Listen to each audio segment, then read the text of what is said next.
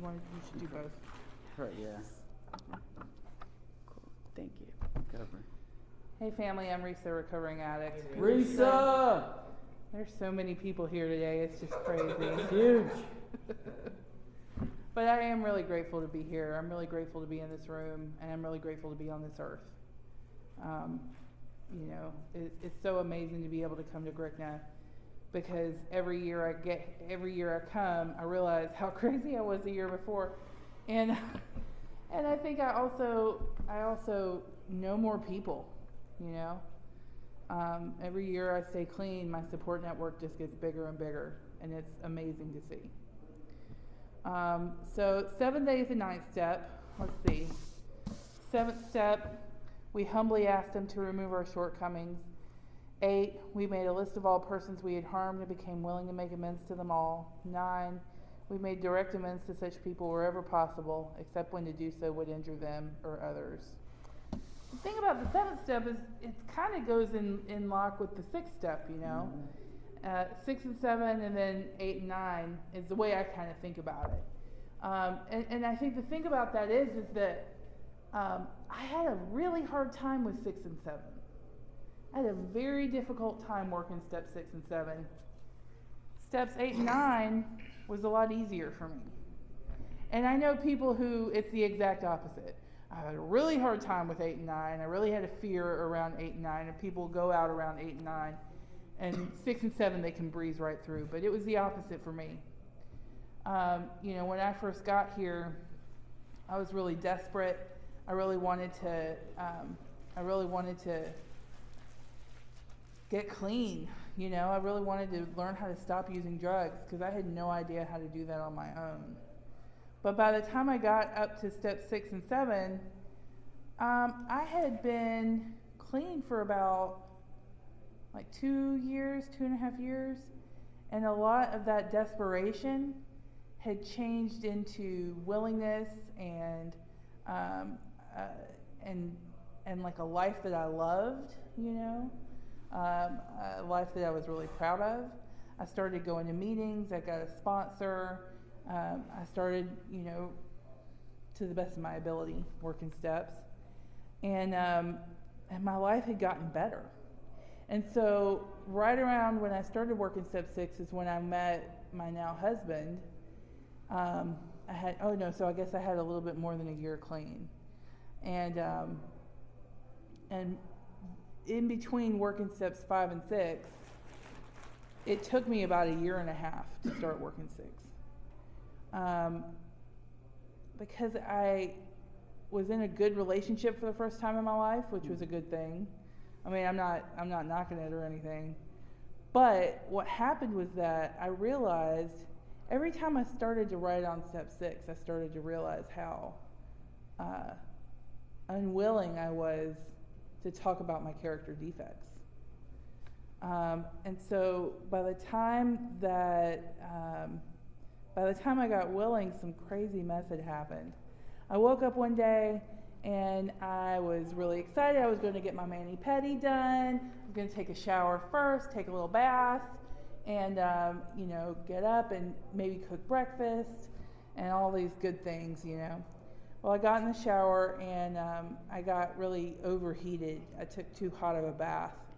And I stood up and I was woozy and I couldn't see, and I started having black spots in my vision. And I sat back down and I thought about calling out to he was my fiance at that time. And I was like, no, I'll just let him sleep. Everything's fine. I stood up again and I got dizzy again, and I went to step out of the shower and I passed out as I was stepping out of the shower and fell and spectacularly broke my ankle. And you know how feet are like this shape? Mine was this shape. And so, I paid for that moment of over-independence, that character defect of over-independence, of which is certainly one of mine, with about 6 months of having to ask somebody for everything, needing help going to the bathroom, multiple surgeries, including one that I had like a screw in my ankle joint. and he had to use a Black & Decker to get it back out, which I thought was hilarious. But so by the time I got to step 7, that willingness and desperation to move forward had come back. I finally started working my step 6, and I finally started writing out my character defects. And I think I might have gone a little bit overboard. I had like 32 or something like that. Yeah. I'm nothing if not thorough. And so when it came to step 7, that I humbly asked my higher power to remove my shortcomings, I felt so ready to move forward. I felt so excited to be done with all these character defects. But the thing about step 7 is not that they all go away. It's that I ask for them to be removed, and that I'm ready for them to be removed, and that I am humble in my asking. It's not that they go away. It's that I wish that they would, right? And that's really the best I can do, is I look at my character defects, I try to act differently, and I move forward from there. So when I was working step 7, 8, 9, I started working step 8. I was getting ready for my wedding, and I worked step 8, and I was like, I'm going to work 7, 8, and 9 right before I do, right before we get married. So afterwards, I'll just be working on 10, 11, 12. Well, that didn't quite work out that way, right? I mean, the truth is like step work for me kind of comes on its own time. Like I wish it was different, and it's gotten a lot better now than it used to be. But I started working. I was planning the wedding, like I said, and we were really fortunate. When we got married, I still had when we made the plan. So we got engaged about a month before I broke my ankle. And Sean was like, all right, is this some kind of test to like make sure I'm going to stick around? But I got real stir crazy, and we were thinking about the honeymoon and all that stuff. And he's like, well, let's go to Europe. I was like, well, okay, I'll take it. And I was like, let's just not come back. And he was like, hold on now, I'll make that happen if that's what you want to do. And I was like, all right, let's do it. So we, at the same time as we're planning our wedding and I'm recovering from my ankle, we're also planning to be on the road for a year after we got married. And I would not suggest that you do those all at once. Sure. However, I am an addict. I will do it all at once if I can. And it turned out all right. So about 3 days after we got married, we had gotten rid of the house, we had found a home for our cats, sold the cars, and we got on the road, and we stayed on the road for a year.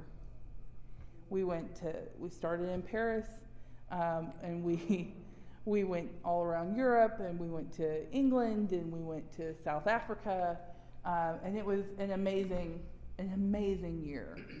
And I went to meetings in South Africa, I went to meetings in London, I went to meetings in Paris, I went to meetings in Malaysia, I went to meetings in Hong Kong, and it was an amazing time. And I'm really grateful to be able to talk about that, because that time in my life was really, huge. I mean, it's a lot cheaper to travel if you don't have a house waiting for you back home. But at the same time, I was the only person I knew, aside from my husband, in most of the cities we went to. And I had been working step 8 up till the wedding, but I was so mad about having to make these amends, especially the one to my mom, that I accidentally left my step 8 work at home, okay? I didn't bring it with me on the road. And so here I am trying to work step 9, and I couldn't remember all the people on my list. I had to remake my list, which I think was probably a good thing. The truth is that, when I got on the road and it was just me and Sean for the first, I went from going from like 6 meetings a week and calling my sponsor every day to no meetings a week. We went when I could. I went when I could, and I would absolutely go. And I started making phone meetings, So I'd go to like 2 or 3 meetings a week. And I would call my sponsor every day. But, it's one of those things that it was a real big change, And you're never going to hear me say that this travel wasn't an amazing gift from my higher power, because it absolutely was. And I felt so grateful and lucky to be on the road. And I also felt really alone, I felt really cut off, because I had gotten clean, in one area of town, and people who knew me when I got here and was a blibbering maniac, and people who came to my wedding, and I didn't get to hang out with them anymore. And so that was tough. So I threw myself into my step work. I tried to make, if I couldn't have that support network part of my program, at least I could work on my steps. But the thing about it is that step 8 says, became willing to make amends to them all. And the becoming willing part is not easy. It's not easy, at least for me. The truth is that I didn't know what forgiveness was. I didn't know how to forgive anyone. I didn't know how people forgave me. I didn't feel like anyone had forgiven me in my life. My stepmom would still talk about the mistakes I made when I was a teenager, and I had this, I had all these resentments about my mom and about growing up the way I did, the child of 2 addicts, I was left alone a lot when I was a kid. I was left to my own devices. From the time I was like 3 or 4, my mom would go out and get high and leave me alone in the house. And I would try and do the dishes and I couldn't reach the sink. I would try and feed myself and I couldn't reach the stove. And so that background of abuse and neglect carried me forward into my relationship with my mom, to where everything she said hit me wrong, and everything that she did seemed cruel, And let me just put it this way. It's not like I was wrong about all that. I mean, I love her, but she can definitely be a selfish and self-centered person. She's an addict who has never found recovery. And I'm so grateful that I have found recovery, because the truth is none of that stuff matters. If I let her eat my lunch, I am the one that's suffering. And I think the other part about it is that, it's not about whether I forgive her or not. It's about me making amends. And just because she did some crappy things to me doesn't mean that my side of the street doesn't need to be cleaned. And so I had to work on this. I had to become willing. I had to work to become willing. And I didn't know what forgiveness meant. I knew that I needed to try and do that before I tried to make an amends to her, because I couldn't make an amends with a clear heart if my heart was full of anger and resentment and fear. So I started praying about it. I didn't know what else to do. I'm an action-oriented person. If I can write it out, I'll write it out. If I can go and take an action, I will. My 3rd step, I went and jumped out of an airplane.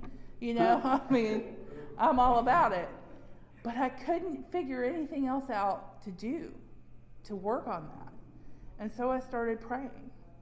I prayed to learn what forgiveness was, and then I became aware of what forgiveness is. And I prayed to become willing to forgive my mom. And after a time that happened, I became willing to forgive her. And then I realized what forgiveness is.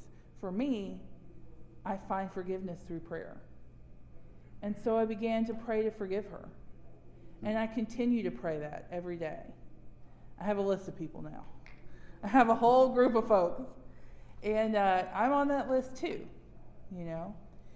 Because when it comes to amends, there's the amends that I make to everyone else. But more than that is the amends that I make to myself. When I started making an amends to myself, I began to become willing to make amends to other people. And I think that that's the magic, I guess. Because when I work on forgiving myself, I begin to find compassion for others. I begin to find joy in my heart.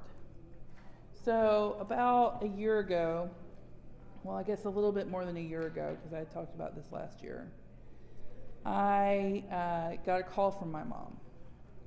And she said, I just want you to know I'm going to have surgery, but I'm probably okay, but I have a cyst. And I'm going to get a hysterectomy, and this is what's going to happen. And she didn't ask me for anything, and she didn't tell me that she needed anything. She just wanted to tell me what was going on. And I realized that I wanted to help her. I realized that I wanted to be there for her. For the first time in my life, I cared more about what was going on with her than how I felt about what was going on. And so I was. I showed up. I was at her surgery. She is hilarious on anesthesia. She woke up in such a good mood. I mean, it was hilarious. And she was wonderful.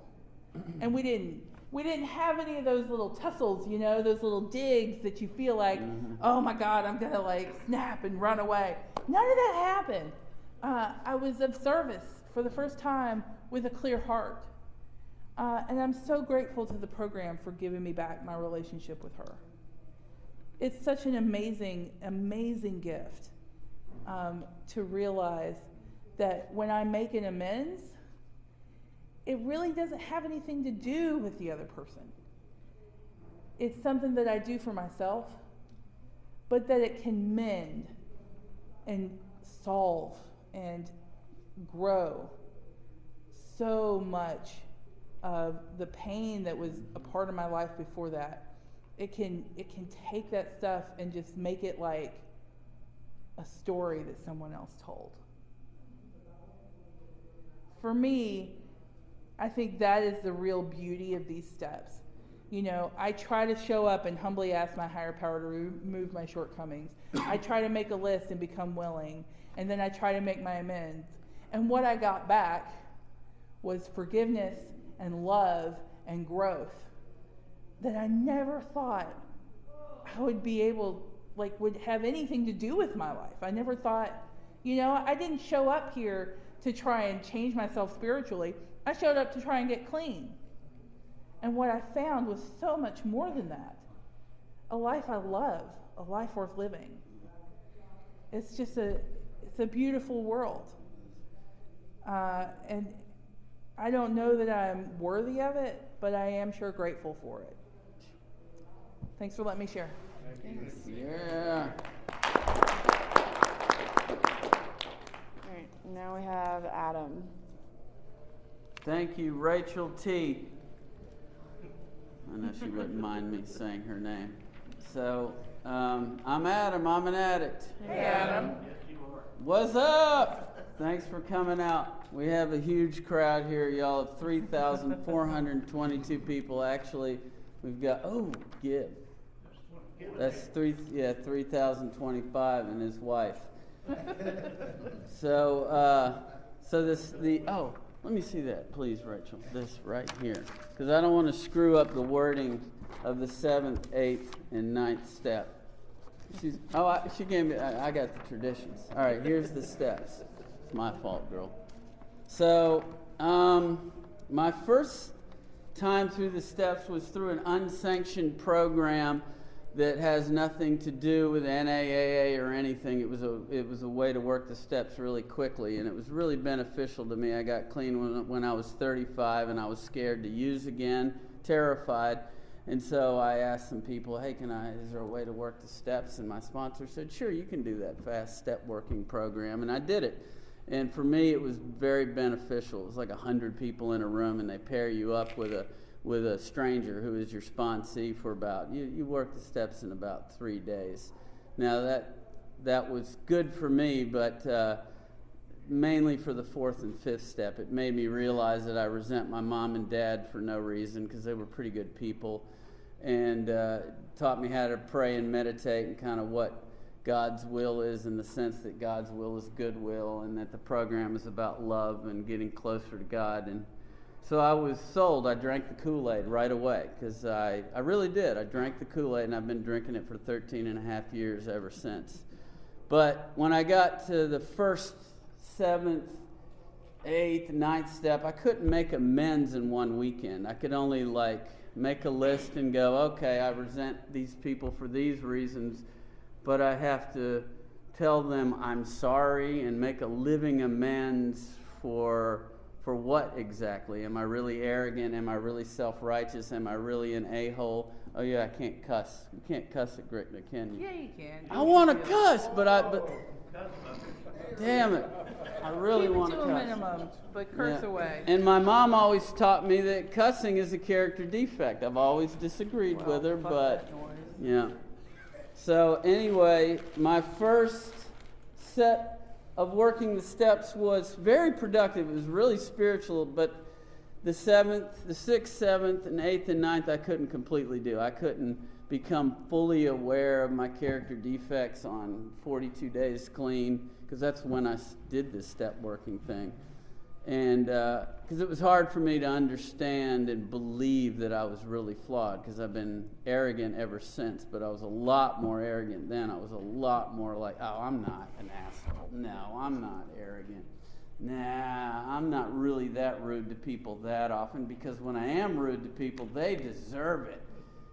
So that's the root of my character defects, is usually, well, you deserve it. You're an idiot. You deserve it. You were mean to me. Mom, you deserve it because you started the argument. So it's a lot of self-righteousness, a lot of I'm entitled to treat people incorrectly and with rudeness because you deserve it. Now, I don't believe that, but it's when I get caught up in a character defect of anger or mistreating people or being rude, sometimes I get lost and I really think they deserve it. Because in the moment, I'm losing it. I'm totally angry or self-righteous, and I just don't care what I say and do. And it might feel good to act on that character defect in the moment, but after I do it, what recovery has given me, honestly, is guilt. That's a good thing, because after I blow up on a family member or a loved one or a stranger, or blow them off or don't call them back or do something that I see as a character defect, I feel guilty. And then I got to move on to 8 and 9. Technically, it's the 10th step now, but I got to move on to, making a list of persons we had harmed and become willing to make amends to them all. We made direct amends. This is 9 now. We made direct amends to such people wherever possible, except when to do so would injure them or others. So I have to just make amends as quickly as I can, because the 10th step says we continued to take personal inventory, and when we were wrong, promptly admitted it. So it's hard for me to talk about any step and not refer back to 10 or 11 or 12, because where I'm at now in recovery is different. When I first worked all the steps, I had a hard time with my defects. Now I'm pretty aware of them, even though I still act on them, but I feel guilty now when I act on defects, and I really want to be a loving little boy like Mom used to tell me. She used to say, just be a good little boy, Adam, golden rule. And she used to explain to me what the golden rule was. Do you want to be treated bad, Adam? And I'd be like, no. And she's like, well, then don't treat others badly. And that made sense to me as a young little boy. So thank God for Mom, who died.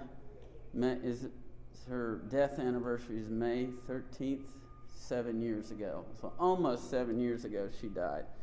So the first time learning my character defects was really tough.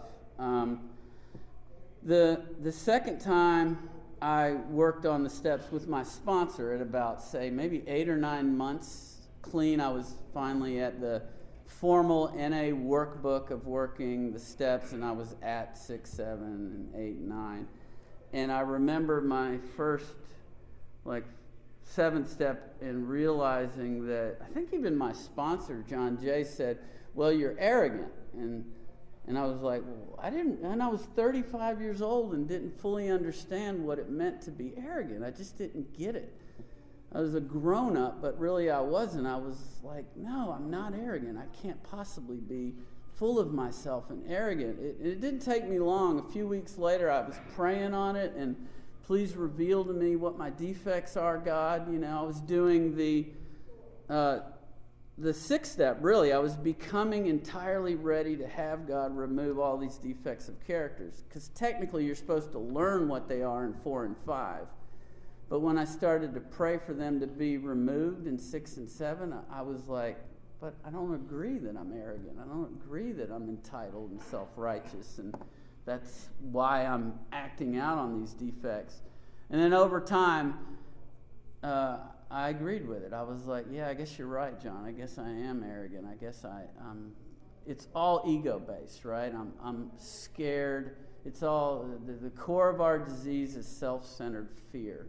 And I'm afraid that you guys are going to find out that I really am arrogant, that I really am an asshole, or I'm going to lose it on you guys. I'm going to be mean to you, and and then you're going to hate me. You're going to be like, oh, that bald Adam dude, man, he's a pain in the ass. He's just he just blew me off, and he said something mean to me, and I'm never even going to know that I pissed somebody off, right? There's probably people out there that resent me, and I don't even know it. I can't even make amends to them.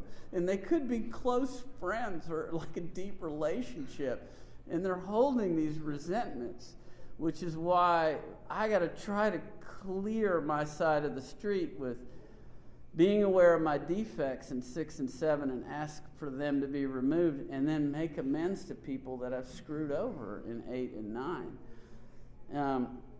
So I, in the 8th and 9th, I made this list, right? Man, remember, it was just endless. Oh, and whoa, I thought of something. If I don't work 4 and 5, I'm not aware of my resentments. And if I don't work 4 and 5, I don't get rid of resentments. And if I don't stop hating my mom and dad, and I really hated them for no reason. I really had resentments towards them. And I think you were talking about that. And then I got over my resentments in 4 and 5. That made me more willing to love the people that I'm going to say I'm sorry to and live a different way. Because, man, I hated mom and dad for no reason. I mean, they were good parents, really. They said some mean things to me growing up, and they say mean things to me as an adult, but my resentment towards them was heavy, and I couldn't figure out why, which is why I had to work that formal step work through the NA workbook. I think the NA workbook is too long for some people, and that's why it takes some people so damn long to work steps in this program, and I hate that part of our step workbook. But I did it. I did the long way, my second time through the steps, and that's when I really got aware of, ooh, all right, yeah, this is who I really am, and I got to get rid of these resentments. And so one of the worst things, one of the most interesting things my sponsor told me to do when I was working the 8th and 9th, after I listed all the things that I thought that I needed to make amends for, he said, well, why don't you go up to your mom?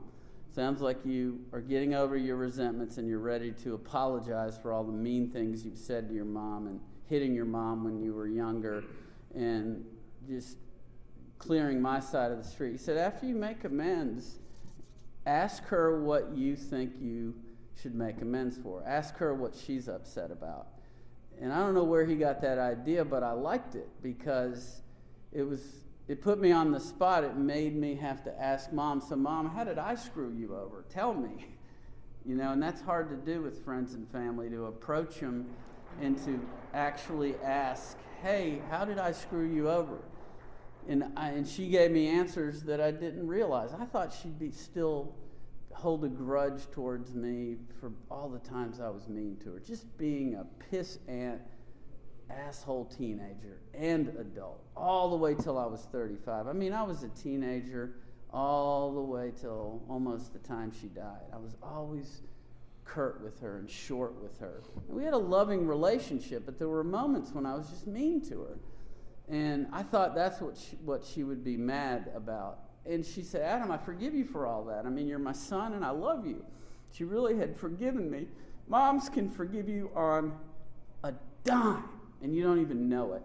You know, I can say something so mean to Mom, and I don't even know it, but she's forgiven me in like 10 minutes. Me, I hold on to these resentments till I'm 36 and I get into NA. She's over it in 10 minutes. God bless moms. I mean, to those who had a good mom, right?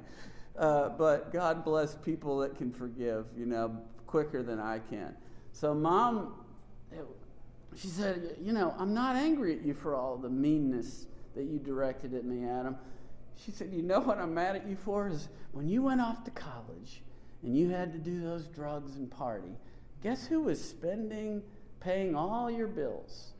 And you I just kept shitting in her face. Like, Mom, I'm going to stay here at UGA and I'm going to keep spending your money. I didn't say those words, but I'm going to stay here and go to school and get my D's and get F's and get C's.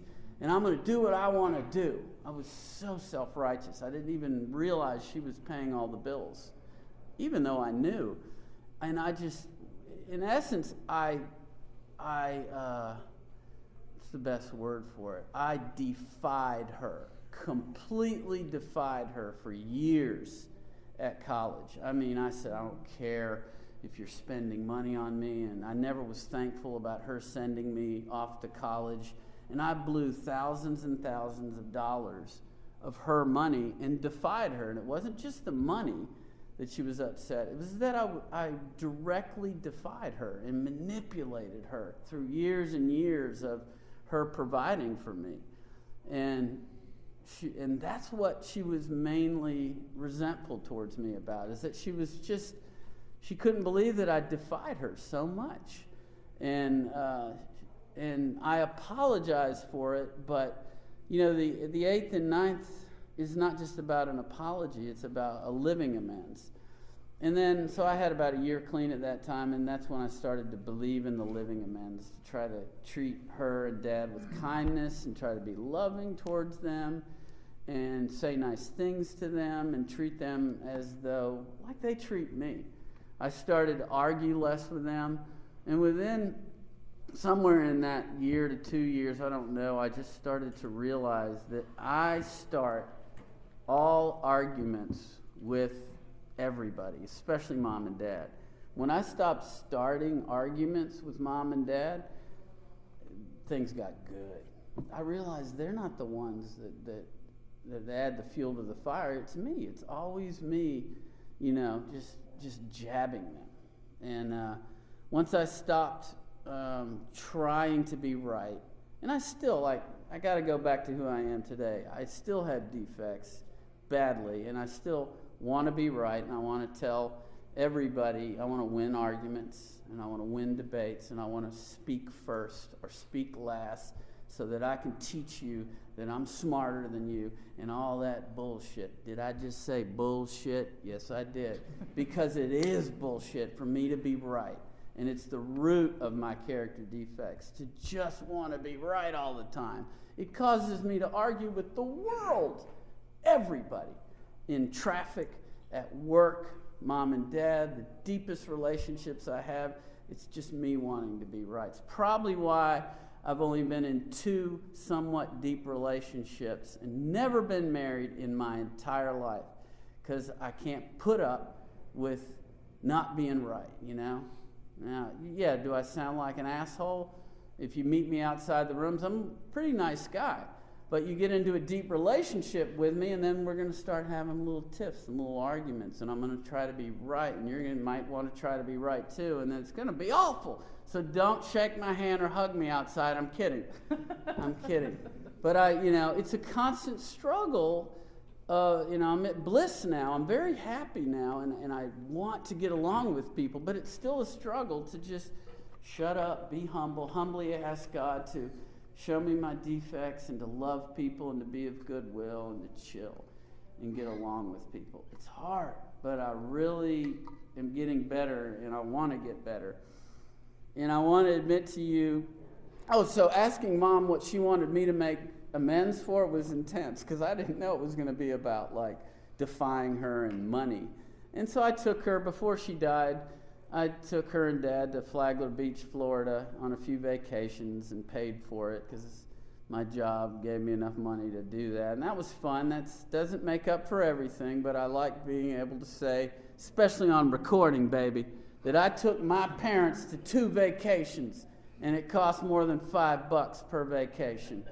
And I paid for it. Yeah, that's a living amends, but it doesn't mean shit, really. If I'm not nice to Mom and Dad, then they get angry at me again.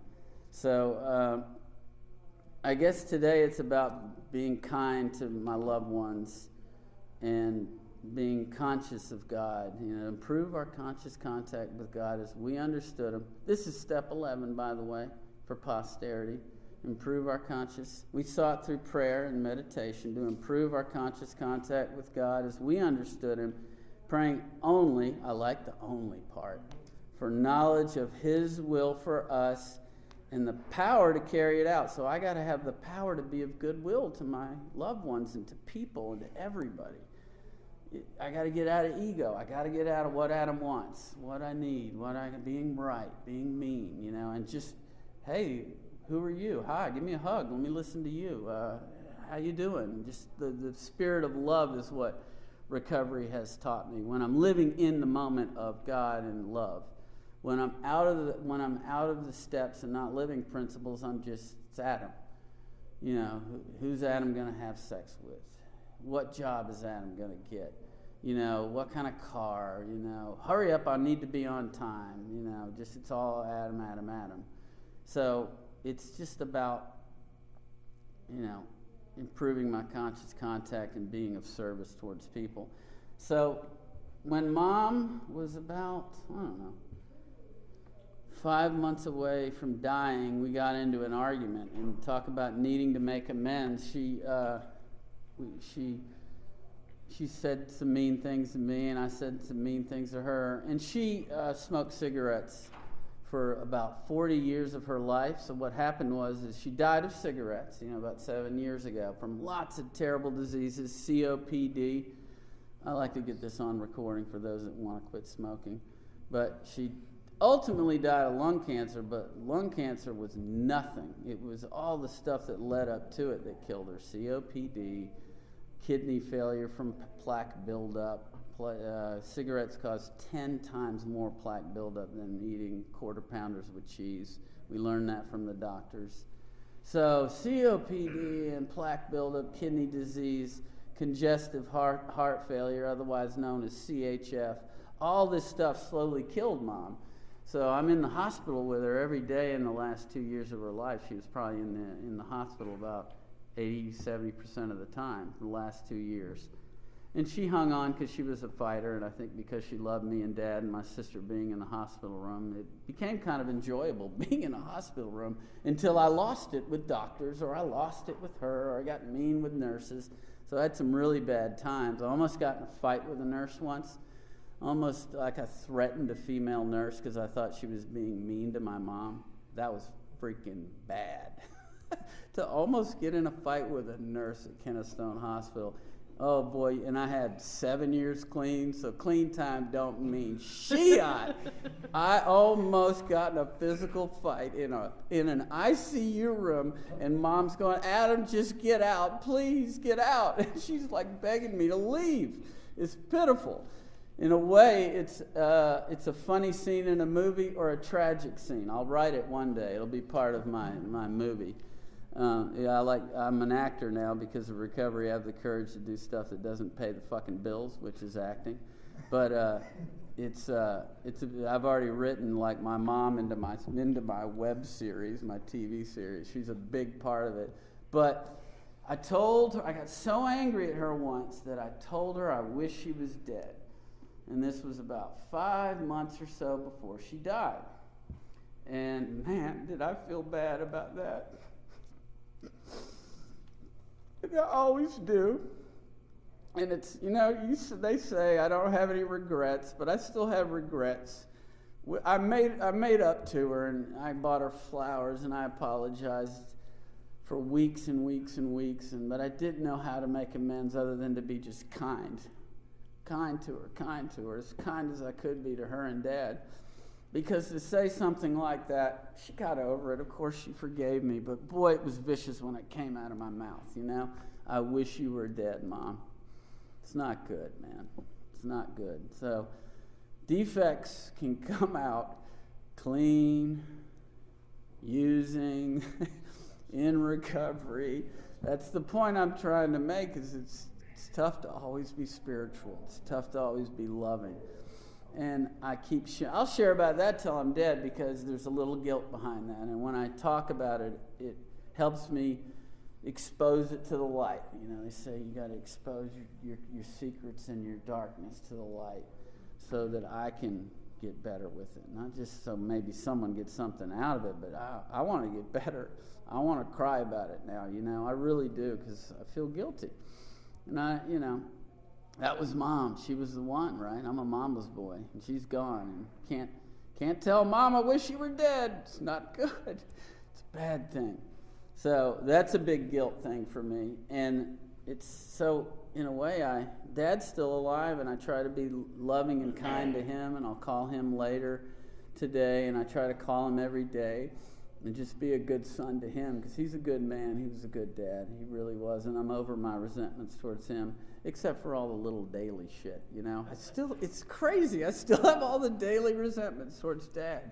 It's like, Dad, can't you figure out how to turn the volume up on your cell phone? It's just amazing what the poor man can't figure out at 81. Oh, her too? I'm sure, yeah. Y'all need to talk about this. Y'all need to talk. But I got to get over my little resentments towards the annoyances of my loved one, who's known as Bill, my dad. I got to get over it. It's so difficult. So in my more formal, like 8th and 9th step work, I made amends to Mom and Dad, and I tried to be loving and kind to them until the day Mom died, and still to this day to my dad. And I try to be good and kind to other people. But I remember I had other people that I had to make amends to. There was a girl that I was really mean to. I picked on a few people in high school, and there was this one girl that I got to make amends to, because I was really mean to her in high school. And at the 10-year, no. Was I even clean at 10? No. It was a 20-year reunion. I had been clean 2 years. And and she was on the list. And I did some bad things to her, which I am not sharing about on the tape. If you want to know, I'll tell you out there, but I'm ashamed about this. Very ashamed. The statute of limitations is gone on this type of shit, but I wish they had statute of limitations on certain things. And I feel bad. I was mean as shit to her.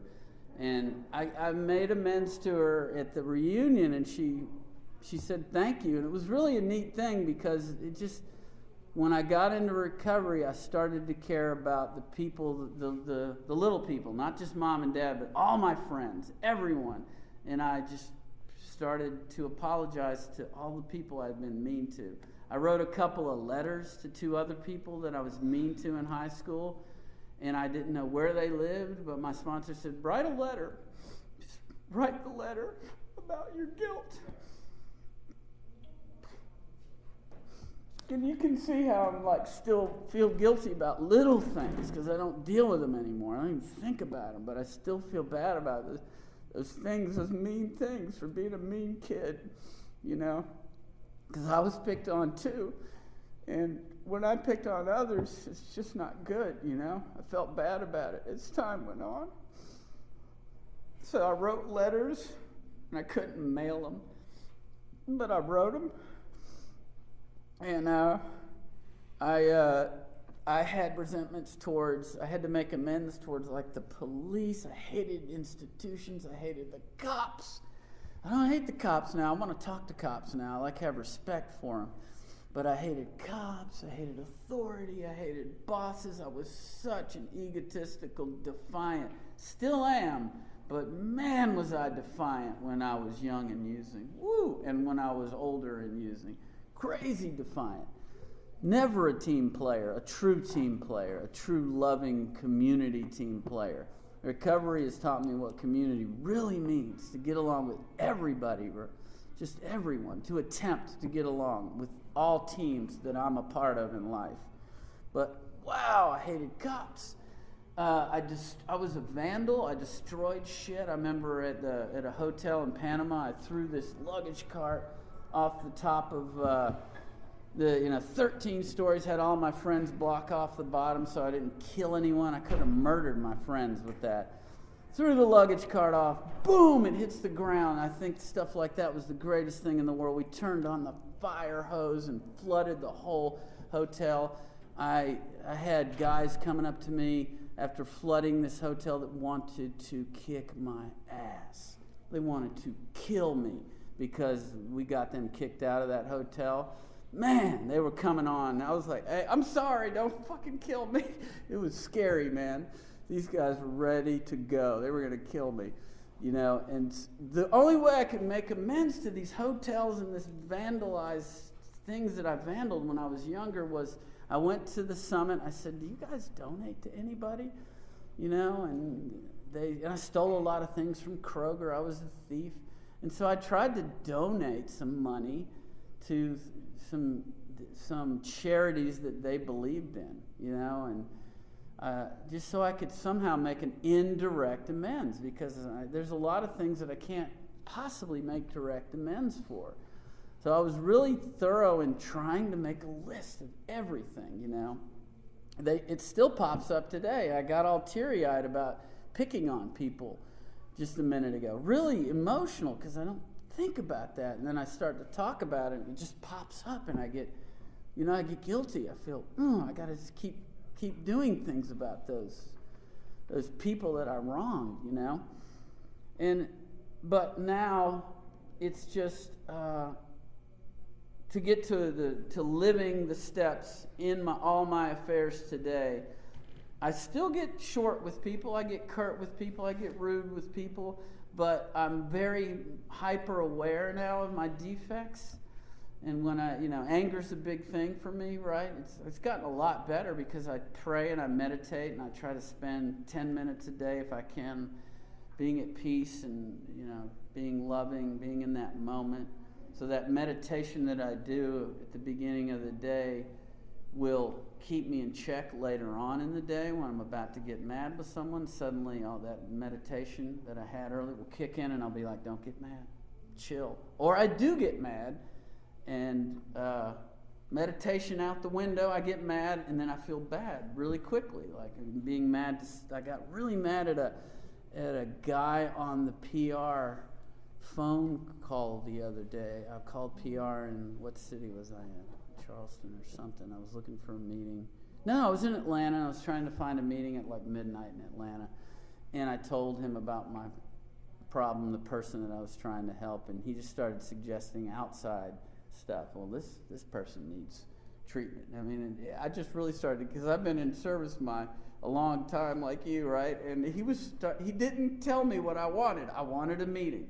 And I knew there was one at midnight. He wouldn't tell me. He just started suggesting, a 1013, take her to the ER. I mean, he started giving me all kinds of professional advice. I wanted to murder him, y'all.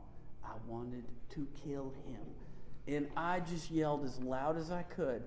Just blew up on him. Just lost it. Like it was, I said, I want a freaking meeting, you piece of no good son of a... And he handled it very well. He said, Okay, sir, I guess we don't need to talk right now. He was such a pro. I lost it. And then I called him right back about this is what the program is giving me. I feel guilty in about 120 seconds instead of 120 days. And I called the guy back and I'm like, I'm sorry. I'm really sorry for losing it. And he actually gave me a meeting too right after that because it was awful, man. But it's those day-to-day things I have to deal with now. Road rage and losing it with the PR guy and just being right all the freaking time is the daily struggle of what the steps mean to me now. Making amends.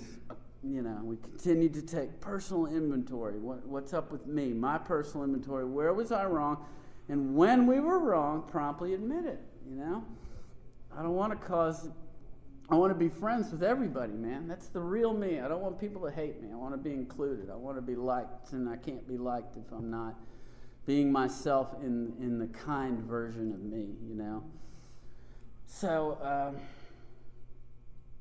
wrote some things down, and I've pretty much covered it. Ego. Yep, defects. My defects are all about just ego, but I talked about that. So now I just try to pray on the 7th step when I remember to. I don't do it every day. I really try to be a good person. I try to meditate every day. I try to stay in conscious contact with God as I understand Him. And Jimmy Kay says God's will is good will on that old CD that you can listen to. And I like that concept. That way, my personal God, I don't have to talk about the details of that. I can just say I really believe in goodwill. I do. It's the core of our pyramid. It's the core of the symbol. In the middle of that circle, it leads up to God or whatever you believe that pyramid's leading to is goodwill. And a self-service God society equals goodwill. And it's so deep, man. This program is deep. Can be very simple if I work it. Very simple if I just work it. But it takes some introspection and willingness to go, all right, Adam, you're the flawed one. You're the messed up one. It's not the world. Don't worry about changing the world. The Serenity Prayer says the only thing I can change is me. So, I love you guys. And thanks for letting me. Hold on. I don't want to go out in tears, baby. I'm not going out in tears. It's hard for me to tell y'all I love you. But I love you, and I love you too also. And thanks for letting me share. Thanks for sharing. Yeah.